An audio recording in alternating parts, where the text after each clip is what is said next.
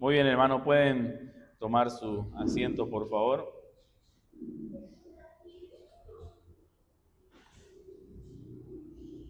Vamos a seguir con Efesios capítulo 2. Hoy nos tocaba ver el contexto cultural y el contexto bíblico y poder, con toda la información que ya teníamos, tratar de sacar cuál era el énfasis que el autor está tratando de darnos en estos versos.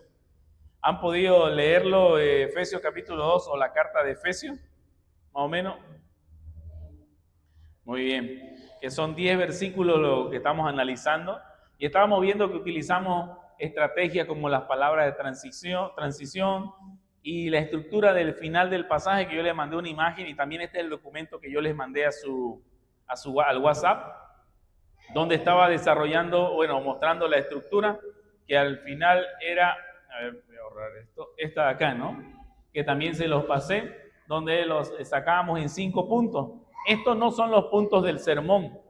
Normalmente un sermón tendría que ser entre 2 a 3 puntos. Es lo que habitualmente lo que enseñan, hablan, ¿no? Si quizás el sermón se hace 5 o 6 puntos, lo ideal sería dividirlo el sermón, ¿no? Para que tampoco se haga muy extenso. Personalmente creo que un sermón tendría que ser entre 45 minutos a 55 minutos, aunque a veces hay excepciones que nos pasamos de ese tiempo, ¿no? Pero bueno, sigamos la estructura final del pasaje. Veíamos que un énfasis que podíamos sacar de acá era que Dios salva por pura gracia a personas espiritualmente muertas para la gloria de su gracia y para producir en ellas una vida de buenas obras, ¿no? De ahí veíamos el contexto literario, que nunca debemos de leer el texto de manera aislada, y estábamos viendo qué es lo que Pablo estaba enseñando en Efesios capítulo 1, y aquí hay un breve resumen, las veces que se repiten las palabras en las cuales nosotros tenemos que tomar atención. Después veíamos cómo habían ideas repetidas en este pasaje, veíamos las frases que más se resaltaban en este pasaje, y cómo nos ayuda el capítulo 1 a entender el capítulo 2, ¿no? Que Pablo presenta el plan de salvación, y Pablo en el capítulo 2 explica la aplicación de esa salvación a personas que estaban muertas en sus delitos y pecados. Y ahí veíamos el hilo del argumento, cómo Dios planeó la salvación y Dios aplica la salvación. Dios bendijo a su pueblo en Cristo y Dios dio vida a quienes estaban muertos y lo da vida en Cristo, ¿no? Y cómo todo era para la alabanza de la gloria de todo, es para la gloria de Dios. Y aquí el capítulo 2, la salvación demuestra la riqueza de su gracia. De ahí estábamos siguiendo desarrollando qué nos decían los versículos posteriores al versículo 10, y veíamos que ya Pablo empieza a hablar de los judíos, los gentiles, la paz que Cristo hizo entre ambos, la reconciliación con Dios, la formación de un solo pueblo, la iglesia como la familia y el templo, y veíamos también el hilo del argumento ahí, que Dios salva al pecador y Dios une a los creyentes en un solo pueblo, la reconciliación con Dios y la reconciliación entre judíos y gentiles, etcétera. Entonces Pablo aquí nuevamente no está cambiando de tema, sigue hablando de la misma obra salvadora del Señor, pero ahora nos está mostrando sus consecuencias. De ahí veíamos el contexto histórico, que el contexto histórico consistía en poder conocer las circunstancias que había en ese momento que estaba aconteciendo cuando Dios inspiró el libro de la Biblia. Y esto nos ayuda a entender quién escribió, a quién escribió, desde dónde escribió, qué estaba ocurriendo en ese momento, ¿no? Y veíamos este cuadro, quién fue Pablo a los creyentes en la iglesia de Éfeso, desde el encarcelamiento en Roma, estaba preso por causa del evangelio, pero escribió animando y fortaleciendo a la iglesia con la verdad del evangelio. Y yo le decía que Efesios corresponde al grupo de cartas que se escribieron desde la cárcel, en este encarcelamiento que tuvo Pablo, Efesios, Filipenses, Colosenses y Filemón, si no me equivoco, que se componen de cuando estaba Pablo en esta cárcel durante 2 años aproximadamente. Y ahora lo que nos toca ver, hermano, es el contexto cultural. Y el contexto cultural, básicamente, hermano, consiste en conocer cómo vivían las personas en aquella época. Nosotros aquí en Santa Cruz tenemos una cultura diferente a la cultura, por ejemplo, del occidente. Si usted va a irse a vivir a Oruro, lo más lógico que usted va a hacer es conocer qué comen allá, cuáles son sus costumbres, porque pueden haber expresiones corporales, pueden haber palabras que uno acá no tiene ningún problema, pero en ese lugar tiene un énfasis más fuerte, etcétera, etcétera, ¿no? Entonces el contexto cultural es poder ver cómo vivían las personas de la época, cuáles eran sus costumbres, su forma de pensar, sus creencias, su economía, su religión y aquello que todos daban por sentado cuando escuchaban o leían un texto, ¿no? Por ejemplo, acá podemos decir nosotros realmente, a ver, una palabra que damos por sentado, no sé, cuando alguien te dice estoy yesca, ¿no? Vos sabés qué quiere decir que está yesca porque sos de acá, pero si se lo decís a un argentino, ¿no? Que habla también castellano, no va a entender qué significa eso, ¿no? Entonces tiene que entender esas palabras, esas costumbres que tiene, ¿no? En algunos lugares, por ejemplo, cuando se levantan de la mesa, no dicen nada ni de provecho ni gracias, ¿no? Simplemente se levantan. En otros lugares, acá como nosotros agradecemos, nos levantamos. Son costumbres que tenemos o tradiciones que uno tiene, ¿no? Ahora, hermano, en este contexto cultural, vamos a responder preguntas como ¿cómo era la vida diaria? ¿Qué costumbres tenían? ¿Qué prácticas religiosas eran comunes? ¿Qué significaban ciertas palabras para ellos? ¿Qué cosas eran normales para aquella sociedad, pero que no son normales para nosotros? Recuerde, nosotros aún estamos en el texto yendo hacia ellos. Estamos tratando de trasladarnos hace 2000 años atrás para tratar de entenderlos a ellos, cómo ellos podían entender su situación, o perdón, esta carta en medio de la situación que ellos estaban. Entonces, dentro de esto, hermano, es importante también aclarar las diferencias que hay entre el contexto bíblico y el contexto histórico y el contexto cultural, porque pueden haber algunas malas interpretaciones. Por ejemplo, en el contexto histórico, ¿qué estamos respondiendo como vimos hace un momento? ¿Quién escribió, no? ¿Cuándo escribió? ¿Dónde escribió? Pero en el contexto cultural estamos respondiendo cómo vivía la gente, qué creían, qué costumbres tenían, como le estaba mostrando hace un momento. Entonces, para diferenciarlo así, usted lo puede ver de esta manera. El contexto histórico nos sitúa en ese lugar, nos ubica en ese espacio del tiempo en el que ellos vivían. Y el contexto cultural nos sitúa en la vida cotidiana de ellos, de las personas. Y vamos a ver algunos ejemplos. Para ello le voy a pedir que vayamos a Lucas 10, del 25 al 37.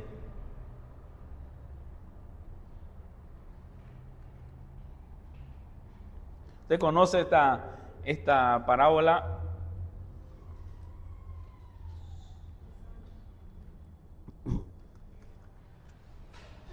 ¿De qué se trata en resumen esta parábola?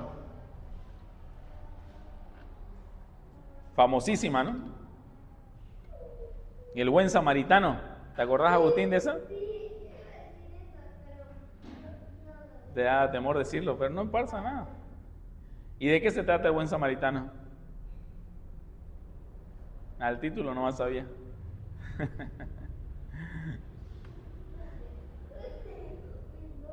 Jesús cuenta la historia de un hombre que estaba bajando de Jerusalén, ¿no? De Jerusalén a Jericó. ¿Y qué pasó con este hombre exaltado, no? Sin conocer el contexto cultural, ¿qué podríamos nosotros decir acá de esta historia? Que es simplemente una persona que está ayudando a otra persona, ¿no? Que ha sido asaltada. Pero al conocer el contexto cultural y ver cómo se llevaban los judíos con los samaritanos, porque ahí, ¿quién es el buen samaritano? El samaritano, ¿no? Es el samaritano. ¿Y cómo se llevaban ellos, hermano? No se tragaban, ¿no? Había una profunda enemistad entre los judíos y los samaritanos que venía desde la época de la división de los reinos, ¿no? Cuando se dividieron el reino del norte, el reino del sur. Inclusive cuando ellos vuelven de la deportación, los samaritanos se acercan a querer ayudarle en la construcción y ellos no quieren porque son personas impuras que no pueden acercarse, y hay el encuentro que tiene el Señor con la mujer samaritana y dice, no, a nosotros nos han dicho que tenemos que adorar en este monte, En Amós también encontramos cómo Amós va siendo el reino del sur, el Señor lo llama a profetizar al reino del norte y lo botan y le dicen, ¿qué haces acá? Andate a tu lugar que te corresponde, porque no se llevaban, ¿no? Entonces, para los judíos, un samaritano era considerado un enemigo y alguien religiosamente impuro. Por eso, al entender esa enemistad que había entre ellos, el impacto de la parábola se hace mucho mayor. No nos cambia el significado del texto, pero se hace mucho mayor porque Jesús hace y les muestra a ellos que precisamente aquello que ellos llaman enemigo es el que se comporta como el verdadero prójimo que atiende a este hombre que fue desatendido. Y muestra, ¿no?, el ejemplo que pasa un sacerdote, que pasa también un levita y nadie lo atiende, ¿no?, los que deberían de hacerlo, ¿no? Entonces el contexto cultural no va a cambiar el significado, pero hace que podamos entender cómo estos hombres se pudieron haber, no sé, sorprendido algunos, o otros quizás escandalizado al decir cómo un samaritano hacer estas cosas, y poder darle un mayor, no sé, entender el impacto que pudieron ellos recibir. Si no conocemos el contexto cultural, podemos simplemente resumirlo y decir, tenemos que ayudar al prójimo, ¿no? Pero podemos encontrar una mayor profundidad en eso. Ahora vámonos a Juan capítulo 13, para ver otro ejemplo, por favor.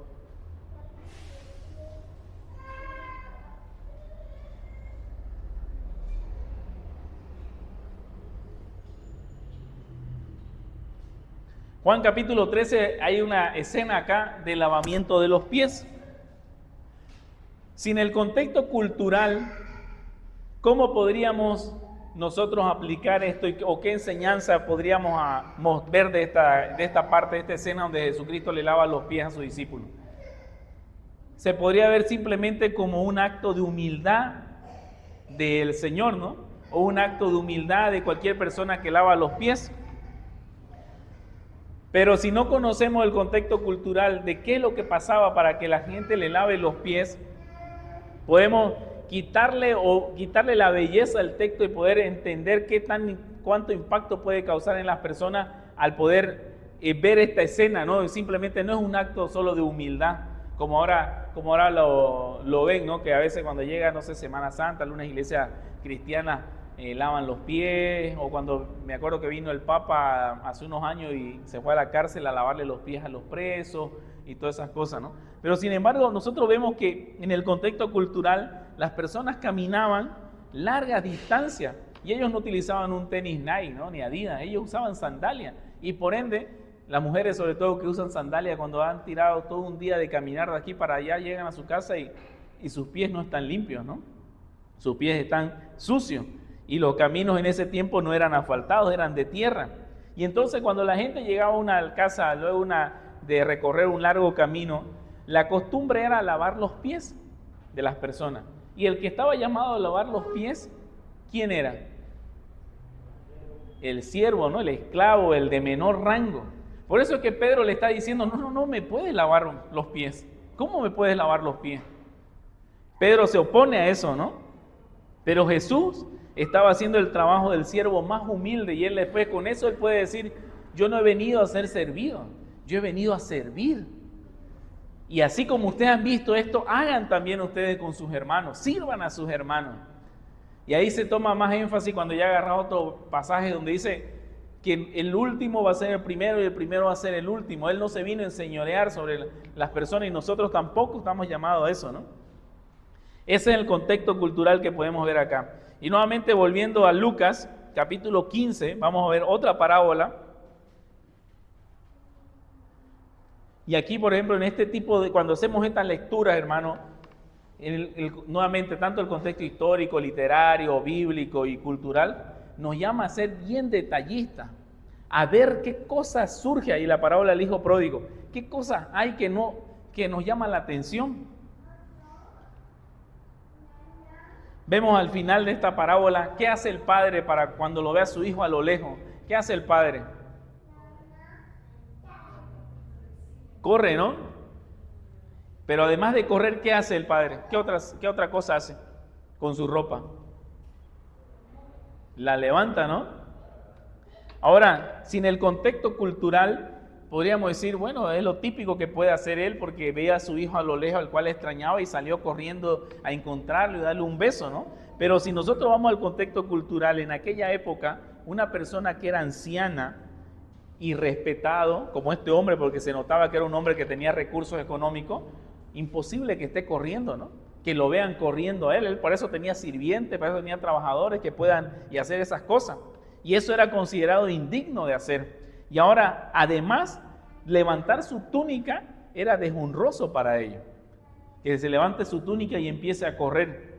Entonces, cuando el padre corre a su hijo, él está mostrando que él está dispuesto a humillarse públicamente para ir al encuentro de su hijo. Que no le importa que sea indigno, que no importa que sea vergonzoso, él quiere ir al encuentro de su hijo. Y ahí nos muestra, por ejemplo, si hacemos una aplicación acá o hacemos una reflexión teológica, decir, ¿acaso el Señor Jesucristo no hizo algo similar, pero a lo sumo? ¿No se humilló a sí mismo? ¿No descendió, no fue exhibido públicamente de manera vergonzosa en la cruz del Calvario y no le importó esa situación? ¿No tuvo como usurpación ser igual a Dios como cosa que aferrarse? Entonces eso demuestra, hermano, de manera extraordinaria la gracia de Dios. Entonces, ver esos detalles y investigar eso, que la misma Biblia en algunas ocasiones nos va a dar la respuesta y en algunos otros casos vamos a necesitar algunos diccionarios bíblicos para poder consultar, nos ayuda a tener ver más énfasis en esto. No sé si me entienden esa parte, ¿no? Pero realmente se puede profundizar tanto en el estudio de las Escrituras. Y ahora, hermano, ¿cómo investigamos el contexto cultural? Primeramente, la Biblia debe de hablar. La Biblia debe de hablar. Luego de que nosotros leemos e investigamos todo lo que dice la Biblia, sobre todo cuando estamos en una epístola, podemos ir a Hechos o a otras epístolas que escribió el mismo autor. Podemos encontrar las respuestas, o a veces en la misma epístola. Por eso una de las cosas que yo le decía al inicio es que hay que leer una vez, otra vez y otra vez el mismo libro, la misma epístola, para ir entendiendo y comprendiendo lo que está tratando de decir. Ahora, una vez que ya no encontremos eso, sí, podamos recurrir a diccionarios bíblicos, a atlas bíblicos, a Biblias de estudio, a comentarios confiables, siempre teniendo el cuidado de no basar nuestra interpretación únicamente en información extra bíblica, ¿no? El Señor Jesucristo también habla a los fariseos, por ejemplo, se me viene a la mente sobre el Corbán. ¿Han escuchado del Corbán? ¿No? Que ellos habían impuesto, habían creado una ley, habían puesto que si, ¿qué decía la ley? Que los hijos tenían que hacerse cargo de los padres. Pero ellos se habían inventado otros mandamientos que si ellos toda su riqueza lo entregaban al templo, podían disfrutar de su riqueza hasta morir, pero ya no podían atender a sus padres porque ya había sido entregado al templo, así que lo siento, papá, no puedo hacerme cargo de vos, ¿no? Entonces, ver esas cosas ayuda a poder entender un poco más lo que trata. Recuerden nuevamente, estamos en el texto buscando ir hacia ellos, no hacia nosotros, ni yendo a la cruz todavía. En la siguiente miércoles ahí vamos a ir a la cruz. ¿Cómo? Efesios 2 del 1 al 10 nos lleva a la cruz. Hay varias estrategias de cómo ir a la cruz de manera lícita, para que no se vuelva una alegoría o tratar de sacar a Jesucristo debajo de una piedra, sino que legítimamente cómo se puede ir a la cruz. Ahora, hermano, aplicándola a Efesios, todo esto del contexto cultural, ¿cómo era la ciudad de Éfeso? ¿Cómo era la ciudad de Éfeso? Para ello, nuevamente, la Biblia nos puede dar instrucciones de cómo era la ciudad de Éfeso. Y Hechos 19, si pueden ir a Hechos 19, ahí Pablo nos va a describir cómo era la ciudad de Éfeso.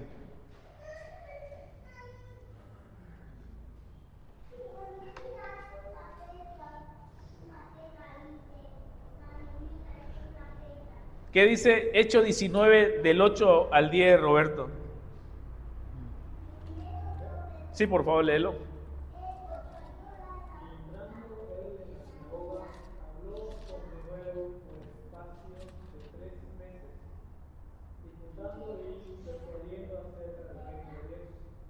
Pero como algunos se endurecieron y no creyeron, maldicieron el camino delante de la multitud. Pablo se apartó de ellos y separó a los discípulos, disputando cada día en la escuela de los gitanos y de los ancianos. Y esto prolongó por espacio de 2 años, de manera que todos los que estaban en Asia, judíos y griegos, oyeron la palabra del Señor Jesús. Y ahí aparece la escuela de Tírano, ¿no? Lo más lógico que uno podría hacer es decir de qué se trataba esta escuela, ¿no? Si lees el versículo 1 del capítulo 19, ahí dice, habla de que Pablo llegó a Éfeso, ¿no? Llegó a Éfeso, de ahí versículo 8 al 10, habla cómo Pablo disputa con este tipo de gente y estuvo 2 años en este lugar. Entonces Éfeso era un lugar, un centro de educación y de debate constante.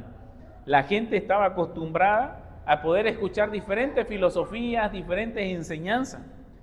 Y entonces ahí puede tomar relevancia al decir, a ver, este lugar que estaba teniendo tanta influencia, filosofía, enseñanza de aquí para allá. Entonces, cuando Pablo menciona en Efesios 1, capítulo 1 al capítulo 3, puede tener más sentido como él hace mucho énfasis en la enseñanza doctrinal para poder ponerle una enseñanza firme sobre sus pies de ellos, dado el contexto en el cual estaba culturalmente esta gente de Éfeso. Y después el versículo, volviendo nuevamente a Hechos 19, del 11 al 12, vemos cómo Dios hace milagros extraordinarios por medio de Pablo, inclusive a través de sus paños, ¿no? Entonces, esto quiere decir que la población estaba muy interesada en el mundo espiritual y reconocía que existían poderes sobrenaturales. Y eso ayuda a entender cómo Pablo habla del poder de Dios sobre toda autoridad espiritual en Efesios 1, del 19 al 23. ¿Qué dice el versículo 13 al 16 de Hechos 19? Igual lo puede leer Mario si lo encontrás, por favor. Del 13 al 16. Hechos 19, del 13 al 16.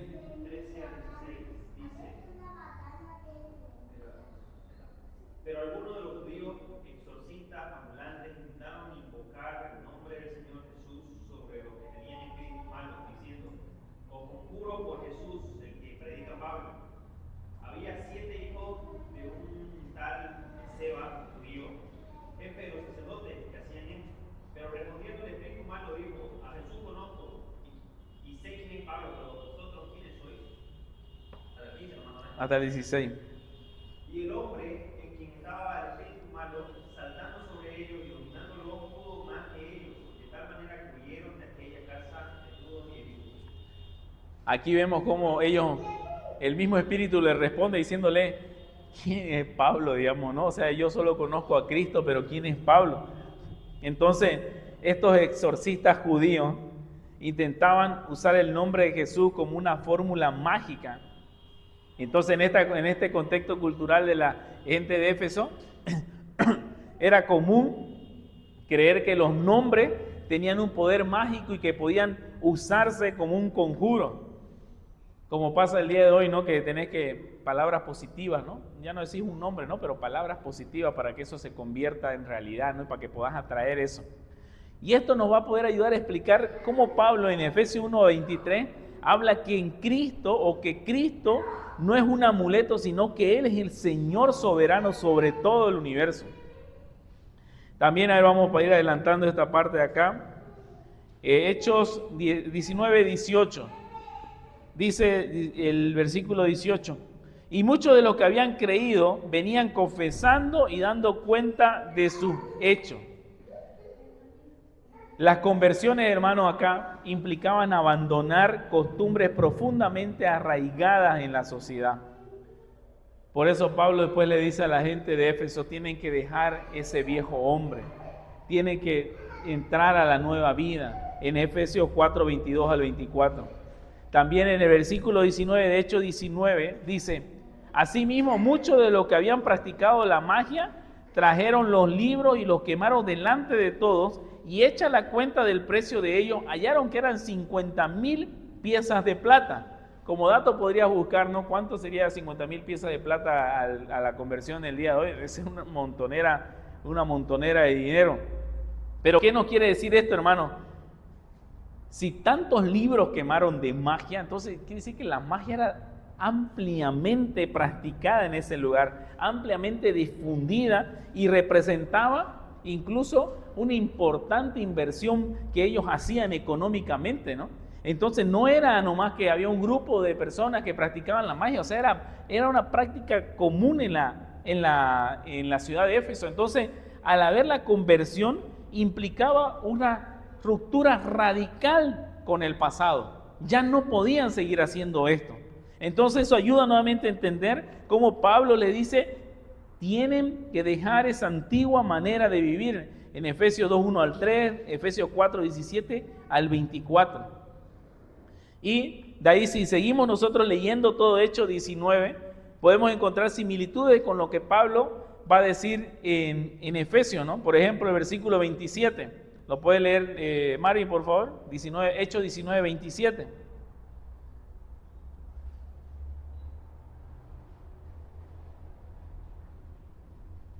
No solamente hay peligro de que nuestro negocio venga a desacreditarse, sino también que el templo de la gran diosa Diana sea estimado en nada y comience a ser destruida la majestad de aquella a quien venera toda Asia y el mundo entero.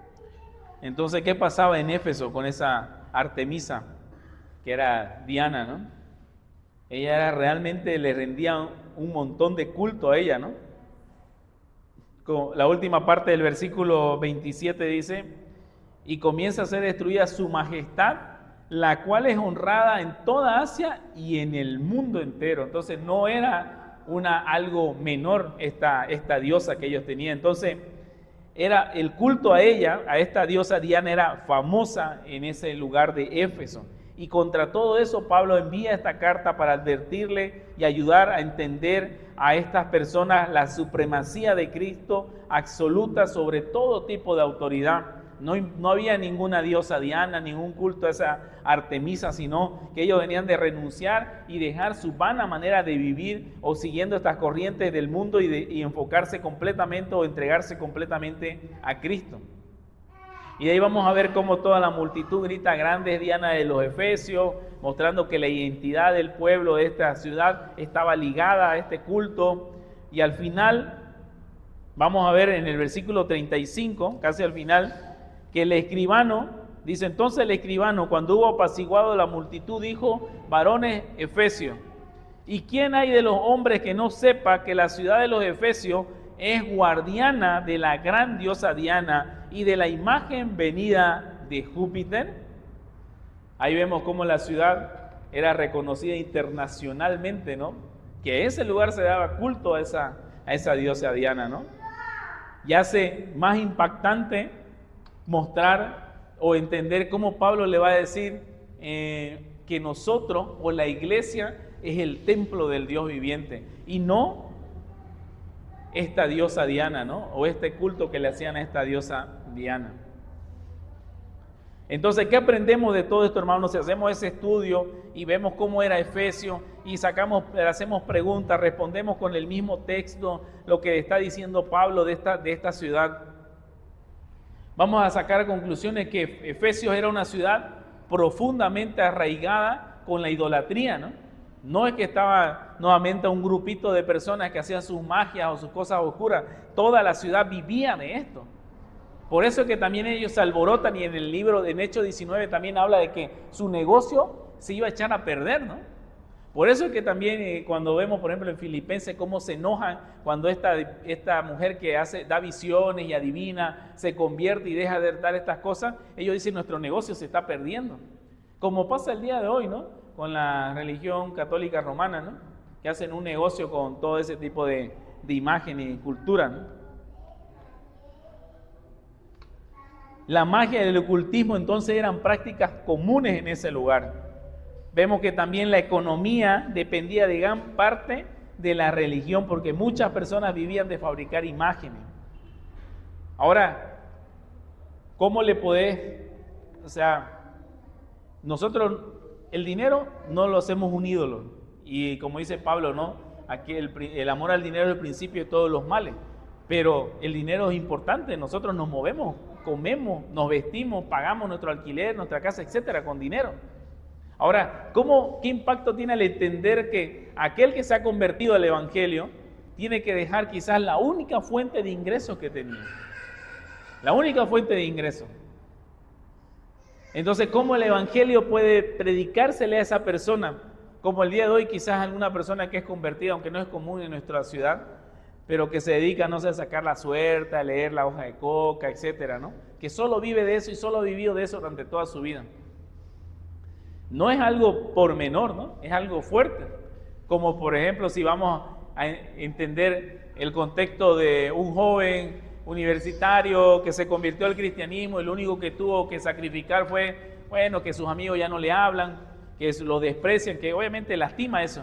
Pero si lo llevamos a comparar con un musulmán que su familia lo abandonó, su propia familia lo persigue para matarlo, para sacrificarlo, tiene otro tipo de peso, ¿no? Cuando vemos ese tipo de situaciones. Y lo mismo acá, ¿no? Entendemos decir, ¿cuántas personas fueron capaces de decir, no sé qué voy a comer mañana, pero yo ya no puedo hacer esto? Y ahí pueden ir aplicaciones para nosotros, ¿no? Entonces, hermano, existía una fuerte presión social, porque abandonar la idolatría significaba también enfrentarse a la cultura dominante, incluso, como le decía, afectar sus intereses económicos de las personas. Pero el Evangelio, hermano, produce una profunda transformación.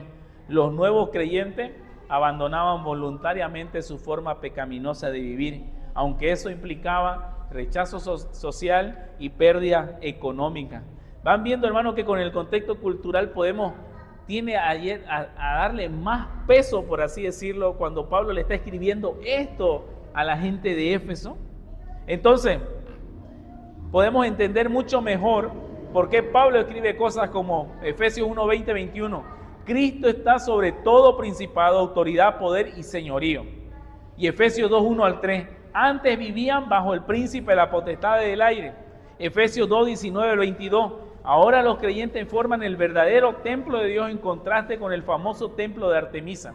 Efesios 4, 17 al 24. Deben abandonar la antigua manera de vivir y revestirse del nuevo hombre. Y Efesios 6, del 10 al 18, que la lucha no es contra sangre ni contra carne, sino contra poderes espirituales, por lo cual deben de vestirse con toda la armadura de Dios.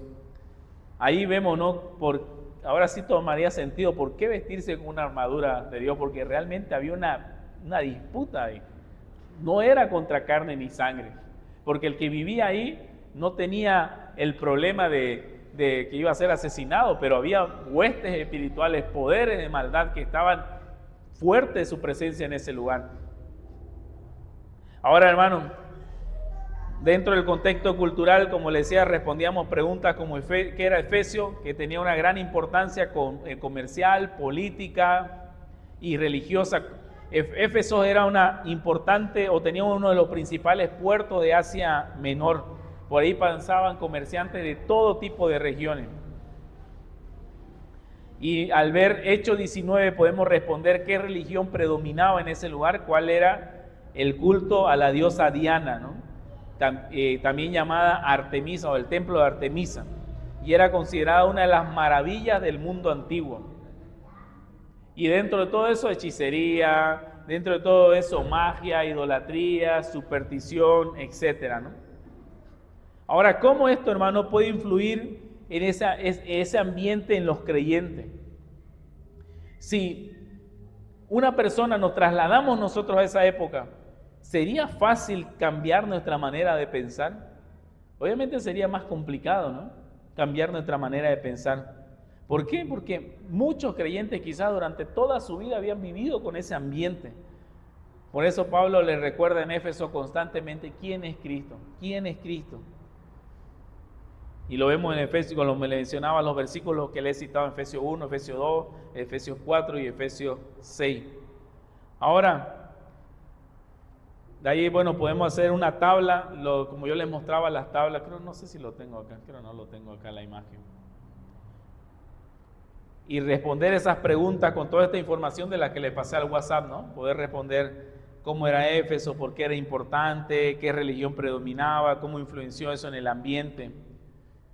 ¿Qué podría usted decir, hermano, ahora al entender el contexto cultural de esta ciudad de Éfeso? ¿Cómo le ayuda a usted a poder entender el capítulo 2 de Éfeso, de Efesios?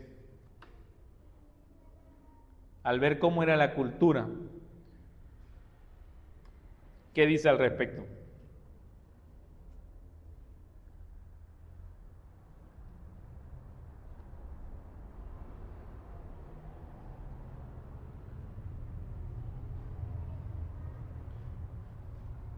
Al tratar de pensar, ¿no?, cómo ellos pudieron haberlo recibido, al ver todo esto, ponerse en los zapatos de ellos, al escuchar este mensaje. Seguramente algunos dirían, pero ¿quién es Pablo para decirnos que abandonemos todas estas cosas, ¿no? O de algunos habrán dicho, ¿de qué vamos a vivir?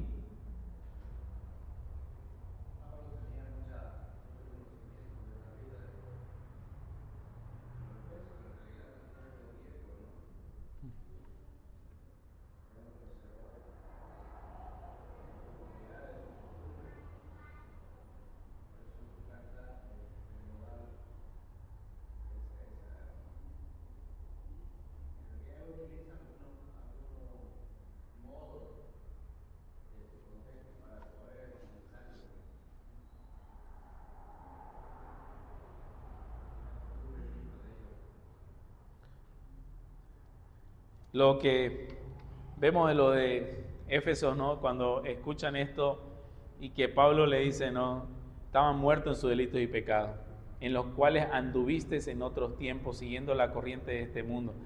Aquí, por ejemplo, antes de decir, claro, es que yo andaba pues en la borrachera, yo andaba, ya sí lo podemos aplicar, ¿no?, en una aplicación, pero si vamos al contexto cultural, lo primero que tendríamos que preguntarnos, ¿cómo andaban los de Éfeso? ¿Por qué Pablo le está diciendo lo que ustedes andaban en otro tiempo?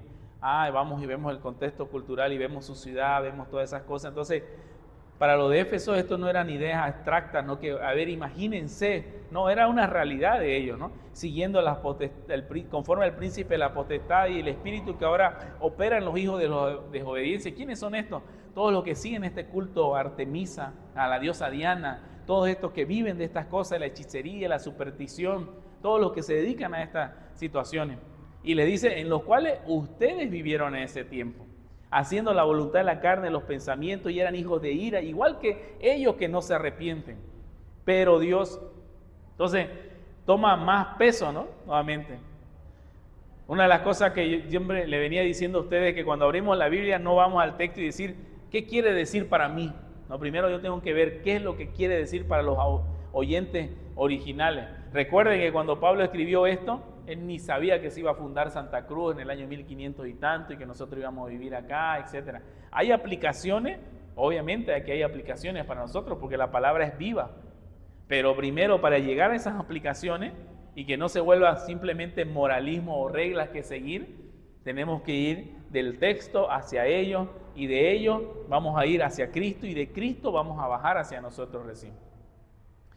Así que el contexto cultural no va a cambiar el mensaje del pasaje, pero nos va a iluminar el pasaje. Nos ayuda a escuchar las palabras de Pablo como lo habrían escuchado los creyentes de Éfeso, para poder así aplicar correctamente ese pasaje a nuestra realidad de nosotros. Lo va a iluminar, hermano. Hasta ahí el contexto cultural. No sé si tiene alguna consulta del contexto cultural o algo que aportar. Dígame, hermano Aldo.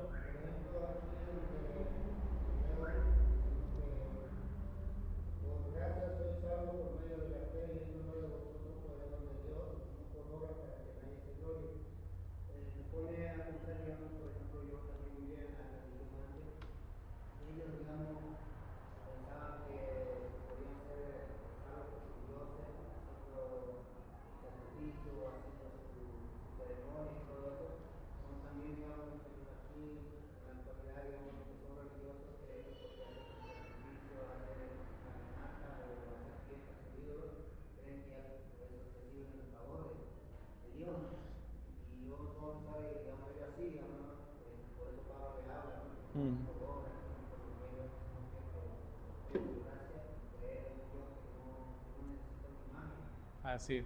No, buenísimo, hermano. Buenísimo ese aporte, ¿no? Ahí nos preguntamos eso, ¿no? ¿Cuáles eran las obras que quizás ellos estaban haciendo que trataban de salvarse? Y la aplicación el día de hoy con el tema de la religión, ¿no? De las caminatas. Varias veces entonces usted fue para Cotoca. ¿No? Se van para, o hacen otro tipo de cosas. Hermano Miguel. Hay que tomar en cuenta el contexto que Pablo está escribiendo su carta, cuando por ejemplo dice príncipe de la potestad del aire. Entonces, él se estaba refiriendo especialmente porque los efesios tenían esa costumbre. Claro. Multitud de espíritus inmundos que estaban en el aire, digamos. Y ese contexto muchas veces lo toman ahora inclusive en la iglesia, esos demonios todavía existen, digamos, son reales. Dependiendo de la denominación, lo llevan como hay que tener mucho cuidado. Contexto es interesante saber comprender por qué escribía Pablo en ese contexto y utilizaba ese conocimiento que tenía los efesios. Claro, exactamente. Y eso es la idea de todo esto, ¿no? Que no nos quedemos simplemente ahí, ¿no? En una lectura, sino que podamos ir profundizando, adentrándonos en el texto para tener una mejor comprensión y poder interpretarlo de una mejor manera. Ahora, hermano, para cerrar el contexto bíblico, que el contexto bíblico básicamente lo que significa es poder ver si el autor está utilizando algún otro pasaje o recordando algún otro pasaje de la Biblia para poder desarrollar su argumento. Aquí es nuevamente que la Biblia interprete a la Biblia. No estamos buscando simplemente versículos como dice acá, no buscamos simplemente versículos que hablen. Efesios habla de la gracia, entonces el contexto bíblico es Romanos porque también habla de la gracia.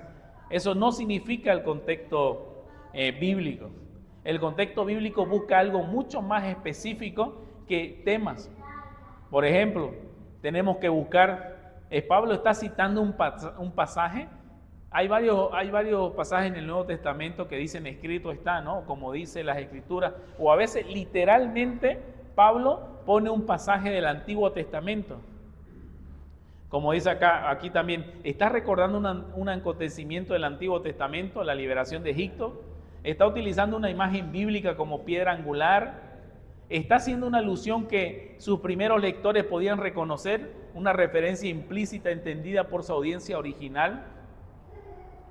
¿No? Y recuerdan que en Gálatas cita directamente Deuteronomio, ¿no? Pablo diciendo, maldito todo aquel que es colgado en un madero, ¿no? Y vos te vas a Deuteronomio. Aquí Pablo sí está utilizando el contexto bíblico. Entonces el contexto bíblico no es buscar temas parecidos, sino descubrir lo que el autor inspirado tenía en mente al poder escribir esto.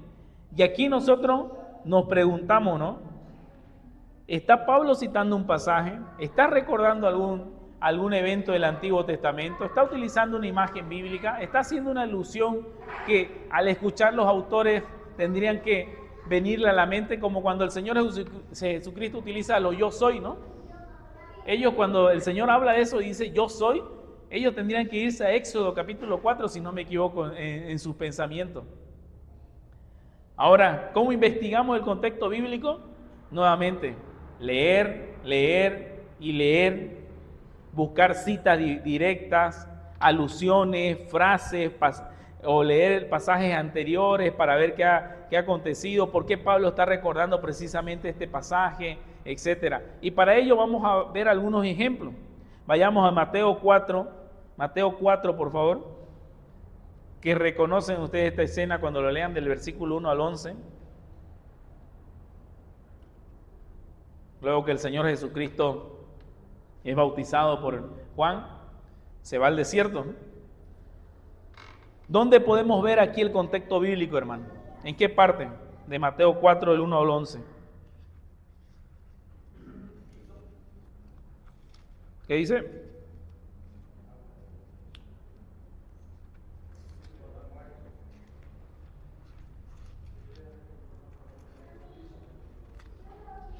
Recuerden que el contexto bíblico es cuando se cita el pasaje. No podemos tampoco tomar como referencia que aquí Mateo está pensando lo que Juan va a decir en Apocalipsis. No puede ser eso porque todavía Apocalipsis no existía, ni las epístolas.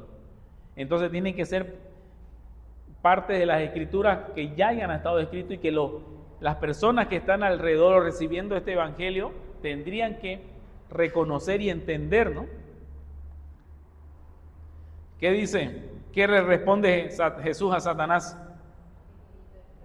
Escrito está, ¿no? ¿Y de dónde salen esas respuestas que Jesús le da? ¿De qué libro de la Biblia?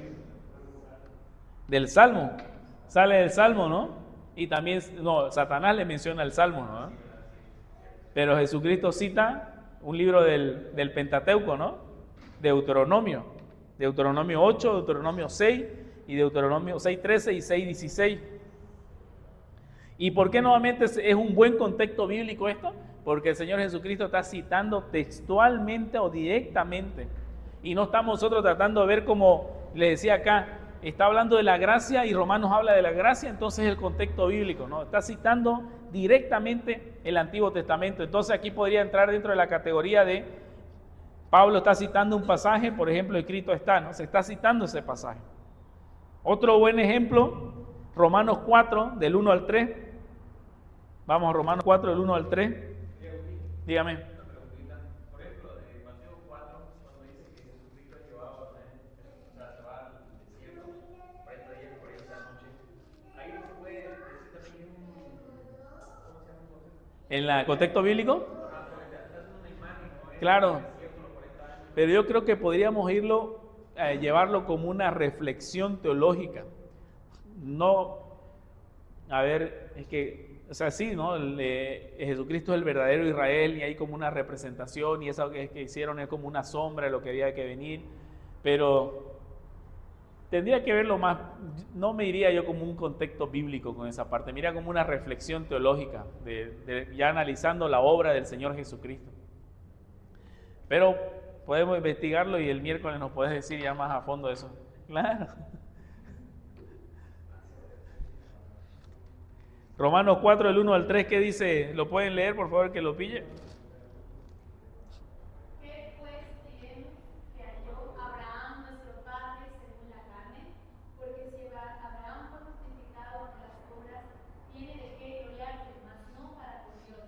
Porque ¿qué dice la Escritura? Y creyó Abraham a Dios y le fue atribuido a justicia.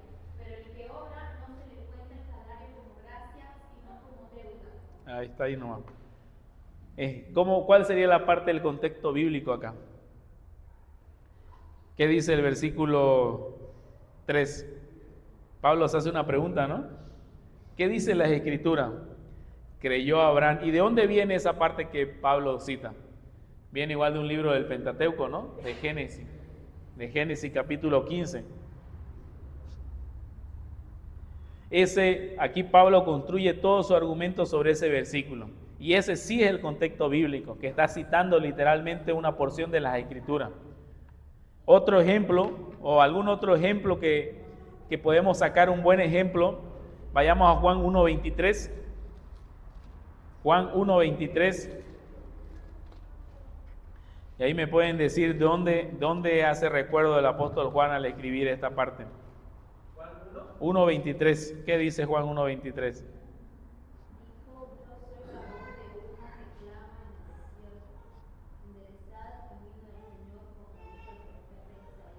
Ahí está, ¿no? Directamente Juan el Bautista está citando Isaías, ¿no? Y ahí nosotros preguntamos, ¿en qué parte de Isaías está? En Isaías 40. Y nos vamos a ver Isaías 40, a leer qué aconteció ahí, por qué se está citando este pasaje. Y este es un excelente ejemplo, ¿no? Literalmente está citando ahí Juan. Y ahí, por ejemplo, dentro del contexto cultural, hablando un poquito de esto, cómo vestía Juan el Bautista, qué comía Juan el Bautista, y eso nos ayuda también a ver la representación con Isaías, que también Isaías andaba con piel, vestido, andaba a la orilla también del mar, no recuerdo el nombre ahorita, pero andaba a la orilla, ese lugar donde él fue tomado. Entonces una persona no es que iba a haber una encarnación, una reencarnación de Isaías en Juan el Bautista, sino que él iba a representar lo que era Juan el Bautista. Es como cuando vas a un desfile al colegio y vos ves a un tipo bien producido y puedes decir, oye, ese es Simón Bolívar, ¿no? Pero sabes que no es Simón Bolívar, ¿no? Pero por todo lo que está producido, digamos, ¿no? Parece, ¿no? Entonces lo mismo pasaba con Juan el Bautista, ¿no? Y un último ejemplo, Elías, perdón, tienes razón, me equivoqué. Lo pronuncia en Isaías. Un último ejemplo, cuando Jesús dice que yo soy el buen pastor, ¿a qué le recuerda el contexto bíblico de eso? ¿Cómo podemos entender mejor la imagen? Al Salmo 23, ¿no? Y Ezequiel 34 del 11 al 16 también habla espectacularmente cómo el buen pastor va a cuidar a sus ovejas.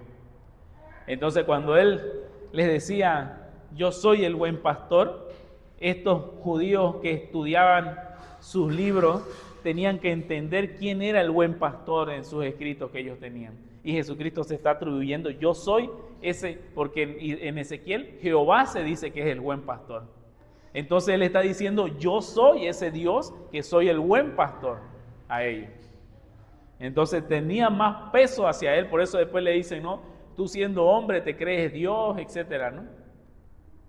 Y hay malos ejemplos, obviamente, ¿no? Como le mencionaba, que vamos a ver solo uno, que es el de la gracia de Efesios. Dentro de Efesios 2 al 1 al 10, hermano, yo no encontré ningún contexto bíblico, ¿ya? Si usted encontró algún contexto bíblico, bueno, si lo hizo, quizás podría decirlo, pero no sentía que había que forzar mucho un texto para poder meterlo como un contexto bíblico. Entonces no saqué ningún contexto bíblico de Efesios 2, del 1 al 10. Y puede pasar eso. No necesariamente tiene que haber contexto bíblico. No necesariamente tiene que haber contexto cultural. Lo que sí tiene que haber es que usted haya estudiado para ver si hay o no hay contexto cultural, bíblico, histórico. Bueno, histórico siempre va a haber, ¿no? Y contexto literario siempre va a haber también. Así que yo no encontré entonces, hermano. Muy bien, hasta aquí lo dejamos. Si tienen alguna pregunta, todo tranquilo, porque se nos va a hacer muy tarde y tenemos que orar todavía unos minutos. Muy bien, hermanos, les voy a pasar esto también por un PDF al grupo de WhatsApp para que lo puedan tener. Y ahora con toda esa información que yo les voy a pasar, lo que vamos a necesitar hacer es responder cuál es la idea principal que el autor está argumentando a su audiencia. Y en una oración corta tiene que hacer. Luego de ver todo esto, ¿cuál es su argumento que el autor le está tratando de dar a su audiencia? En una frase corta. Y para ello utilizamos todos estos contextos que hemos visto. No tiene que ser un resumen, sino que tiene que ser un énfasis, una idea que quiere que se le quede grabado en la mente de las personas. Así que eso sería, hermano, vamos a pasar al momento de la oración.